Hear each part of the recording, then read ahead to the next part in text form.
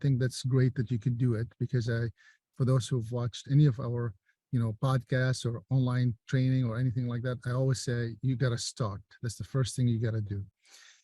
I also encourage that you should think about strategy that could help you move that start a little bit better, at least in a different direction than just shooting in the dark. So here's the first thing you want to do to create a strategy. You might want to think about the different audiences that you have. So the first question before you create your strategy is think about who are your audiences. Now, you might have multiple, like I said, but think about 1 to 3. Everybody is welcome, but these are the 1 to 3 audiences that you will think about going and making sure that they're engaged with you.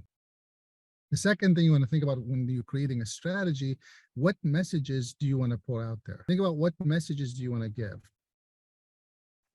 Then you want to think about where do you want to post these ideas, right? Whatever platform you want to use, think about where do you want to post these things, which leads you to, which platform do you want to use for that, okay? The last few things I'm going to talk about here is frequency. I caution you, because what I've seen in the past, people get so excited after this, a call like this or a call somewhere like this with someone else, and they're so on fire and they're like, I'm going to post 5 times a day. And then they'll do it for about a week. And then they'll go down to about 1 time a day. And then it'll go about to 1 time a week. And then it'll fade slowly to maybe once a month.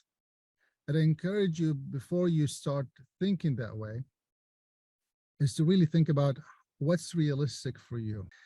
And think about the strategy you want to come up with, because how often will create, I'm going to call it the momentum that you need to have a social media present that will create followers. So your messages that you create will create a reflection of who you are and your brand. So be consistent with your posting. That would be my insights for you to follow with your social media. And then reflect and adjust.